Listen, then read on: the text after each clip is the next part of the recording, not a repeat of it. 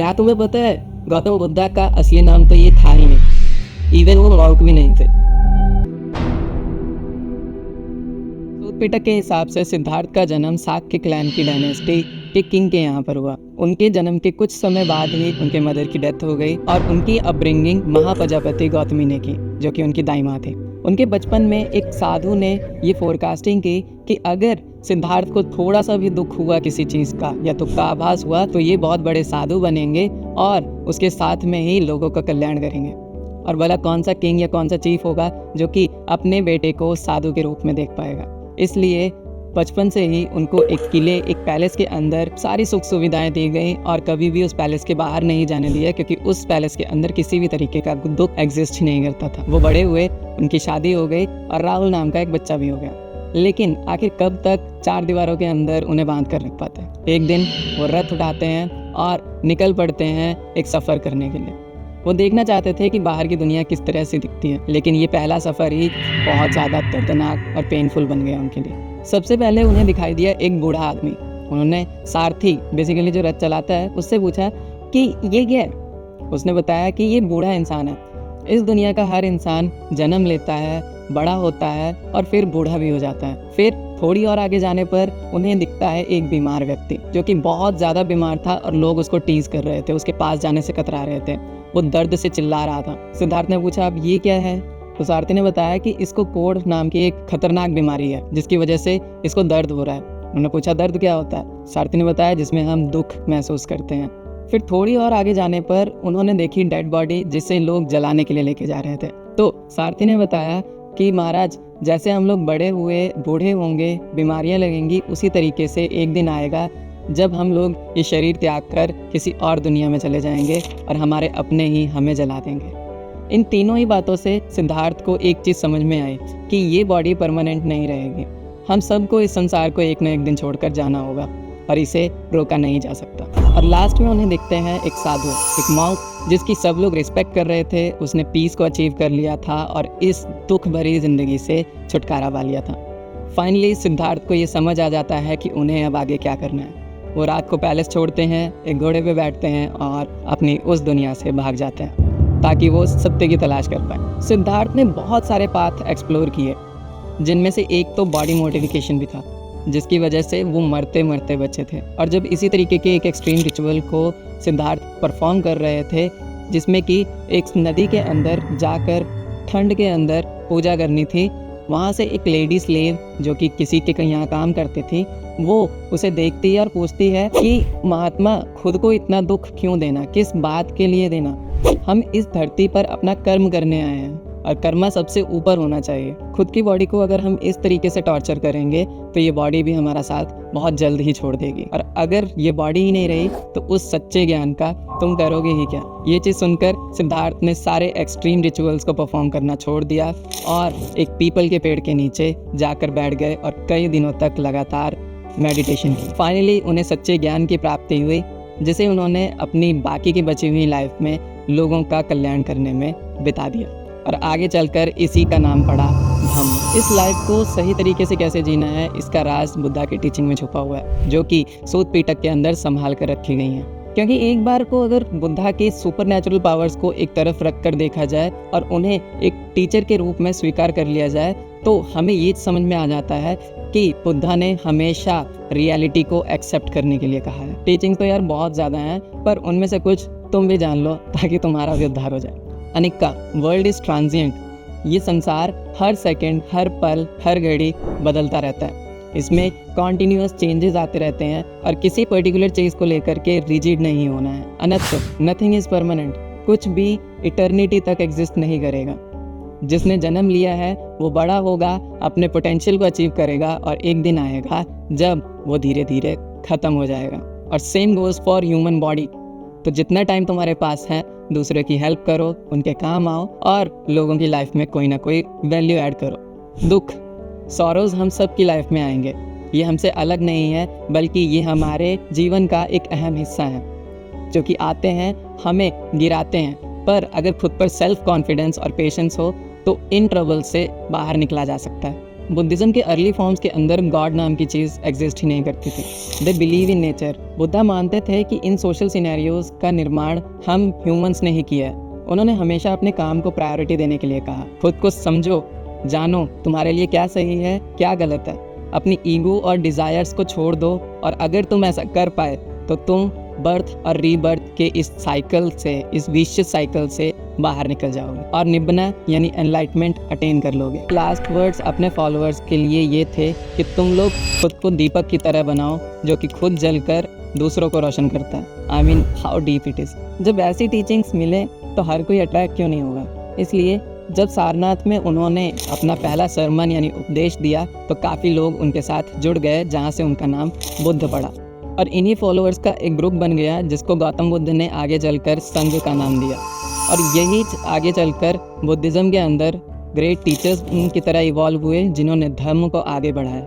ये मॉन्क्स आज भी बहुत सिंपल लाइफ जीते हैं, सिर्फ ज़रूरत का सामान ही अपने पास रखते हैं जो कि सर्वाइवल या उनकी डेली नीड्स के लिए काफी एसेंशियल या फिर जरूरी हो। दिन में सिर्फ एक ही बार खाना खाते हैं और वो भी घर घर जाकर के मांगना पड़ता है, और इसीलिए लोग उन्हें भिक्खु भी बुलाते हैं। शुरुआत में सिर्फ पुरुष यानी मेल ही अलाउड थे संघ के अंदर, पर आनंद जो कि गौतम बुद्ध के सबसे फेवरेट डिसाइपल्स यानी स्टूडेंट्स में से एक थे, उनकी रिक्वेस्ट पर और उनकी मीडिएशन की वजह से वुमेन यानी औरतों को भी संघ के अंदर शामिल किया गया। और आपको पता है पहली वुमेन जिन्होंने संघ को ज्वाइन किया वो कौन थी? बुद्धा की फोस्टर मदर यानी दाई माँ, जिन्होंने उनकी मॉम की डेथ के बाद उनको पाल पोस कर बड़ा किया था। और फिर उनके बाद कई वुमेन ने संघ को ज्वाइन करना शुरू कर दिया था, और इन्हीं वुमेन्स के बीच में से काफी सारी वुमेन जिन्होंने संघ को अपनाया था वो आगे चलकर धर्म के टीचर्स बनी, और उनमें से कुछ जिन्होंने ज्ञान की प्राप्ति की यानी लिबरेशन अटेन कर ली, उन्हें बहुत रिस्पेक्ट दी जाने लगी और उन्हें थेरी कहकर बुलाया जाने लगा। तो थेरी एक वर्ड काफी ज्यादा रिस्पेक्टेड पोस्ट है बुद्धिज्म के अंदर, जो कि सिर्फ वुमेन्स को दी जाती है। संघ को ज्वाइन करने का कोई खास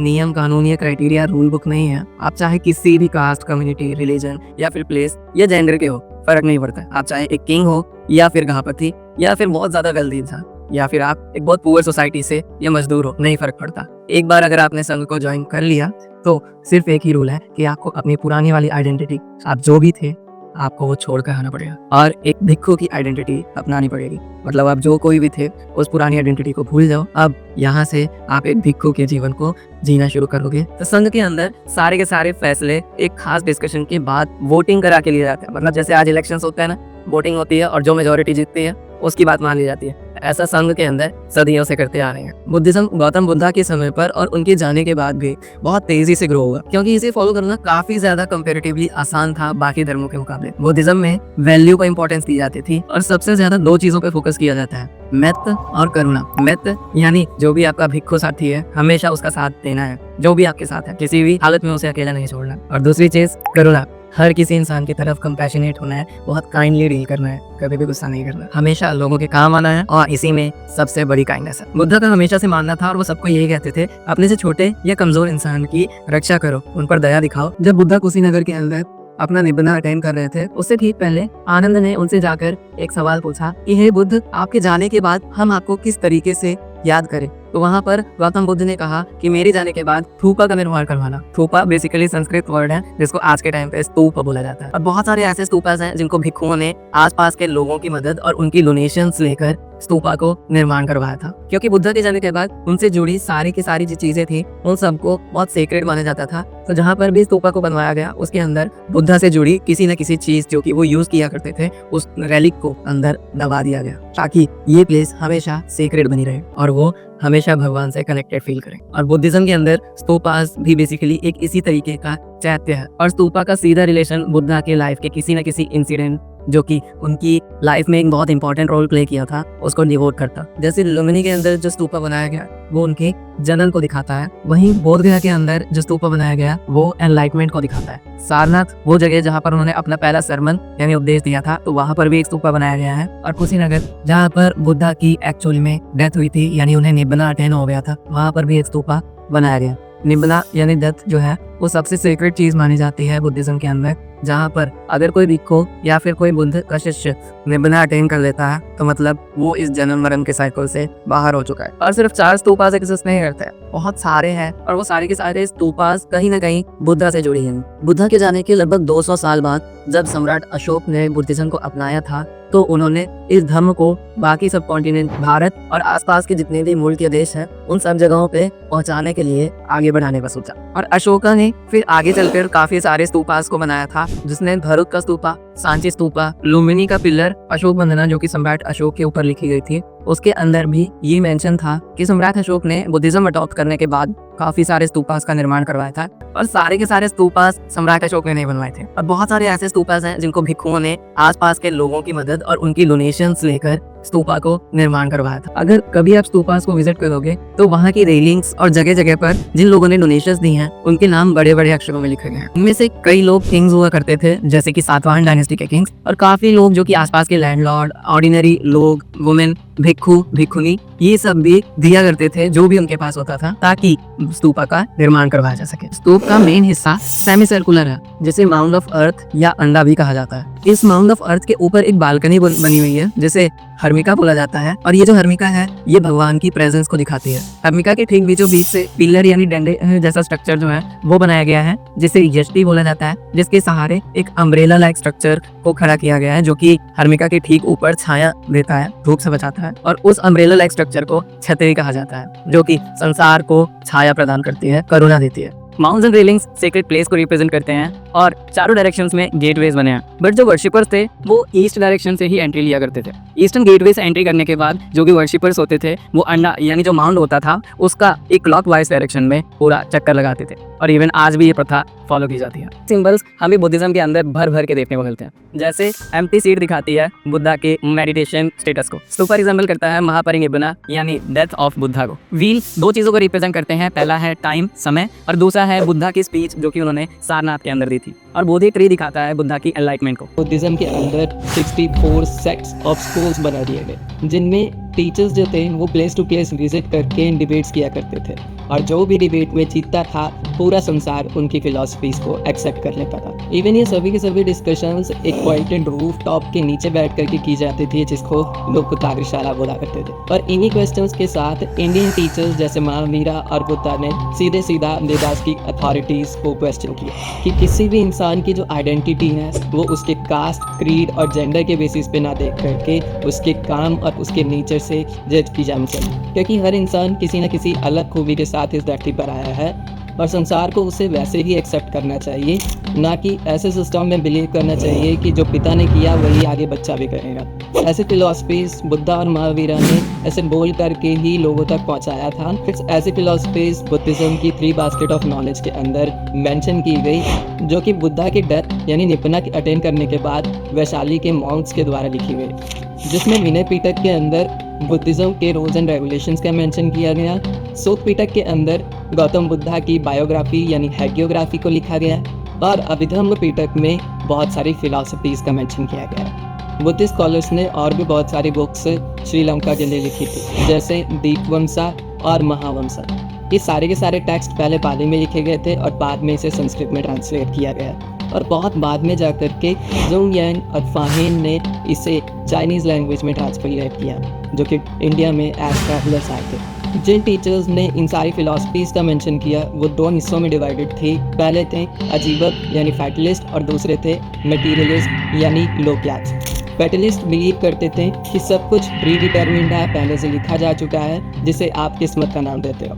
और मटेरियलिस्ट यानी लोकियात ये बिलीव करते थे कि आपके करंट जो कर्मस हैं वो डिसाइड करते हैं कि आपका फ्यूचर क्या होगा, जिसमें मैं भी बिलीव करता हूँ, और वेल फ्रेंड्स बुद्धा भी इसी में बिलीव करते थे। बट आखिर कब तक बुद्धिज्म अपनी ओरिजिनल फॉर्म में बचा रह सकता था? जैसा कि गौतम बुद्धा ने कहा था कि परिवर्तन ही संसार का नियम है, और इसी लॉजिक के हिसाब से फर्स्ट सेंचुरी के अंदर हमें बुद्धिज्म के अंदर एक स्प्लिट दिखाई देता है, जिसमें बुद्धिज्म की कम्युनिटी 2 हिस्सों में स्प्लिट हो जाती है। एक कम्युनिटी बुद्धा को अपने ह्यूमन फॉर्म में ही वर्शिप करती है, और उनके हिसाब से बुद्धा एक ह्यूमन ही थे जिन्होंने अपने एफर्ट्स के साथ ही निब्बना अटेंड की थी, और इस ओल्ड पाथ को फॉलो करने वाले लोगों को वदीन बोला जाता है, और उनकी इस कम्युनिटी को हिनयान यानी लेसर व्हीकल कहा जाता है। वहीं पर दूसरी कम्युनिटी जो बुद्धा को एक सेवियर या गॉडली फिगर मानती है, उन्होंने बुद्धा को गॉड के रूप में देखना शुरू कर दिया, और इसीलिए उन्हें आप महायान या ग्रेटर व्हीकल के नाम से जानते हो। ज्यादा डिफरेंसेस नहीं नहीं है, बस इतना सही है कि जो हीनयान के लोग हैं वो बुद्धा को एक टीचर मान करके उनकी वर्शिप करते हैं, उनकी बातों को फॉलो करते हैं, और वहीं पर जो महायान के फॉलोअर्स हैं वो बुद्धा को एक गॉडली फिगर मान करके उनकी वर्शिप करते हैं और उनकी बातों को फॉलो करते हैं।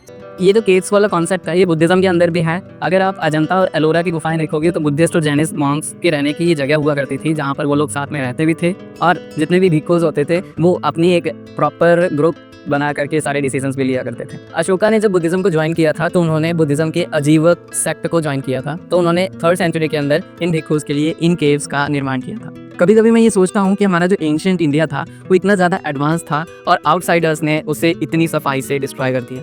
कुछ ने उसकी नॉलेज को चुरा करके अपने नाम कर लिया और पूरी दुनिया में अपने नाम से विख्यात कर दिया। कुछ लोगों ने उसको कम्प्लीटली डिस्ट्रॉय कर दिया और कईयों ने उसको प्रिजर्व करने के बहाने से उसे अपने साथ ले गए। हमने इस वीडियो के अंदर जितना कुछ भी समझा एंशिएंट इंडिया और हमारे रिलीजियस लीडर्स के बारे में वो टिप ऑफ द आइसबर्ग है। ऐसी बहुत सारी वीडियोस आने वाली हैं जिसके अंदर मैं एंशिएंट इंडिया को बहुत ज़्यादा डिटेल्स में एक्सप्लोर करने वाला हूँ, और अभी पूरा का पूरा ओशन पड़ा हुआ है एक्सप्लोर करने को। मिलता हूँ ऐसे ही किसी नई वीडियो के साथ, तब तक के लिए सतीश साहू साइनिंग ऑफ।